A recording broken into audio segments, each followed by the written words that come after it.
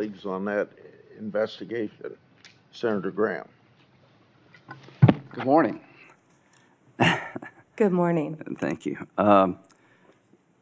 So I want to make sure I got this clear. If a Democrat or a Republican senator has a problem with a grant that's been canceled or reduced, you would be glad to talk to them. Yes, Senator, and I have been doing that as well.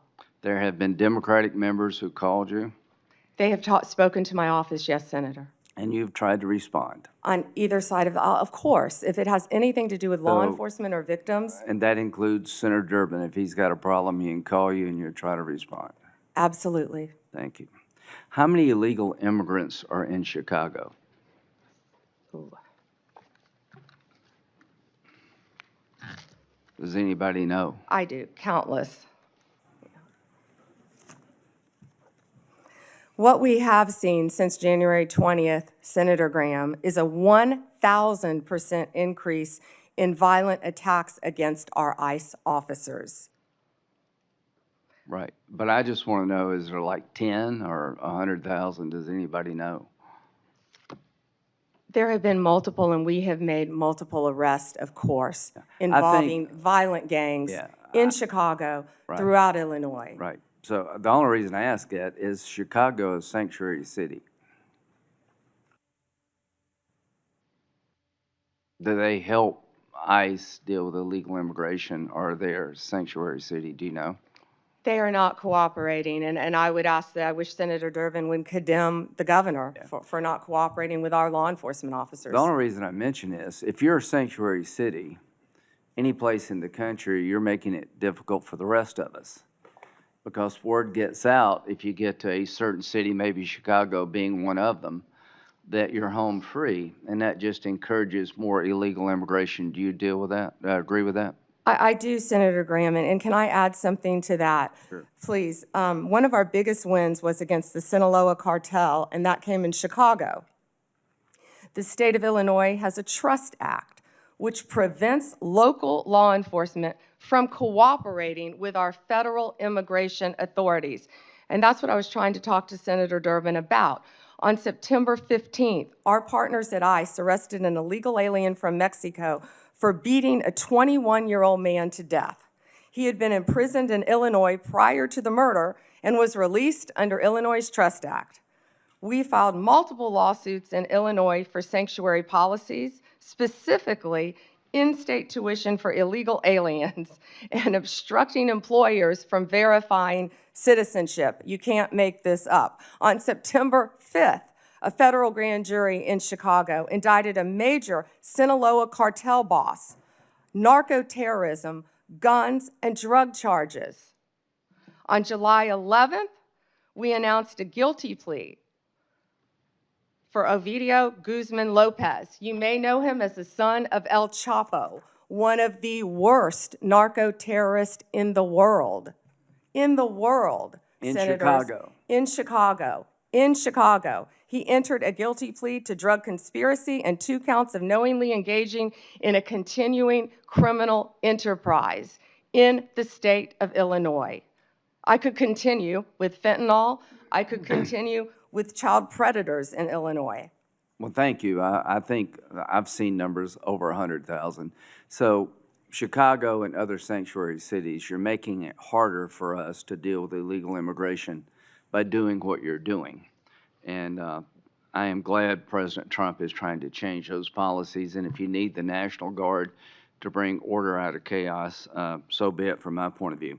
Now, let's get back to the topic sort of at hand here about how the law is being used politically. In September 2022, Attorney General James from New York basically said in a campaign that she would go after Trump, his business transactions, and his family with full force. November the 15th, 2022, Trump announces his candidacy for president.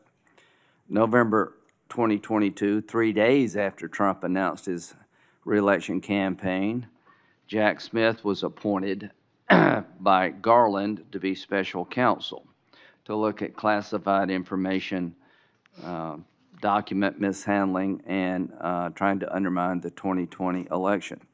In March, President Trump was indicted in Manhattan of 2023, just after announcing 34 felony counts. And what they did is they took misdemeanors and turned them into felonies by using a legal theory that no one in the history of Manhattan had ever been charged with. June 2023, a federal grand jury in the District Court for the Southern District of Florida indicted President Trump on 37 charges regarding classified information. Now, all I can say is that taking a hammer to a hard drive in bleach bit apparently doesn't make the cut.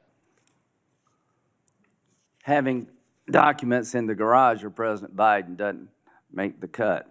In August of 2023, he was indicted yet again regarding the 2020 election.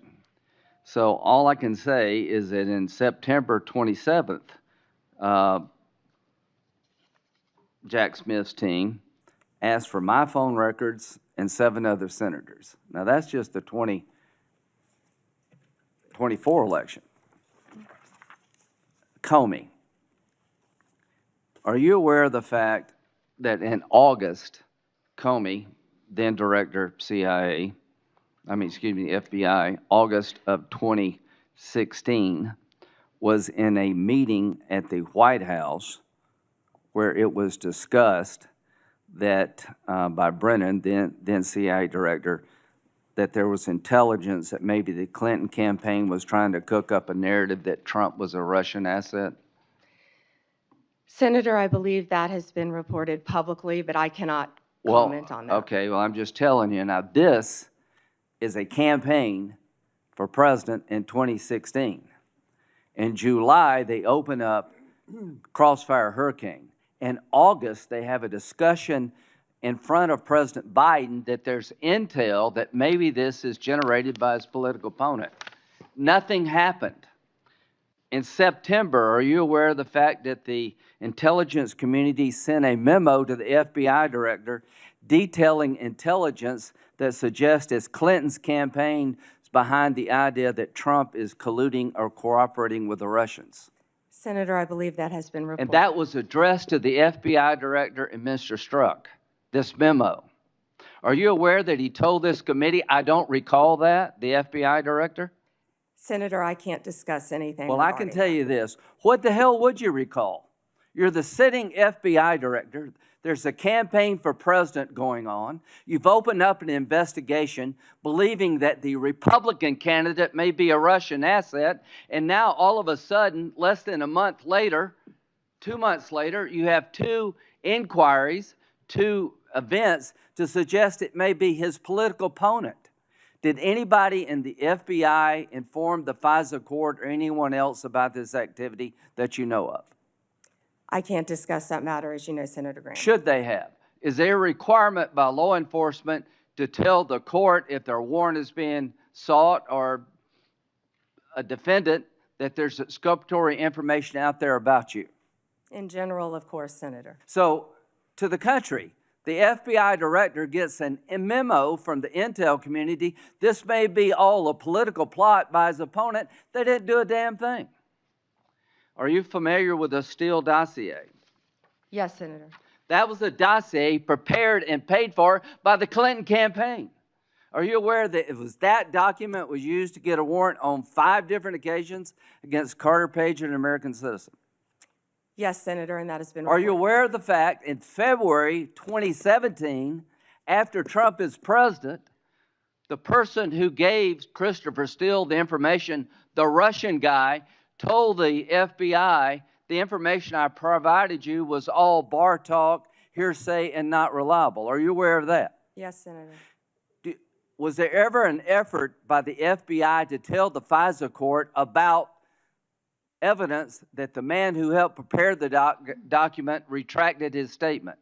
I can't discuss that, Senator. Should there have been? Can't discuss that. You wonder why we're looking at Comey? Give me a break. Why are we looking at Comey? Because he ran an FBI and personally knew about exculpatory information and let it slide. How in the hell can 2 FBI agents interview a man who says the document you're using against a sitting president to suggest he may be a Russian agent or Carter Page that is now no longer reliable. How does that not get to the court? Can you tell me how that doesn't get to the court? You can't, can you? I can't, Senator, and I Can can't. you tell me discuss it. why my phone records, when I'm the chairman of the Judiciary Committee, were sought by the Jack Smith agents? Why did they ask to know who I called and what I was doing from January 4th to the 7th? Can you tell me that? No, Senator, and there were 8 senators in total. Yeah. Do you think that was an abuse of power?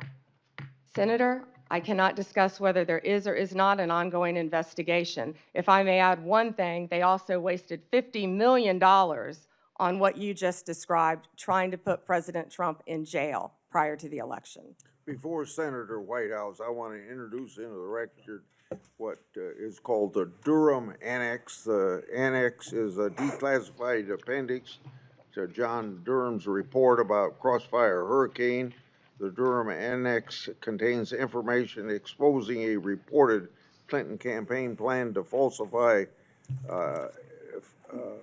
and tie President Trump to Russia. For years, I've fought to assemble and publicize all the facts surrounding Durham investigation, Crossfire Hurricane, and related matters. The Durham Annex was declassified as a large part because of Attorney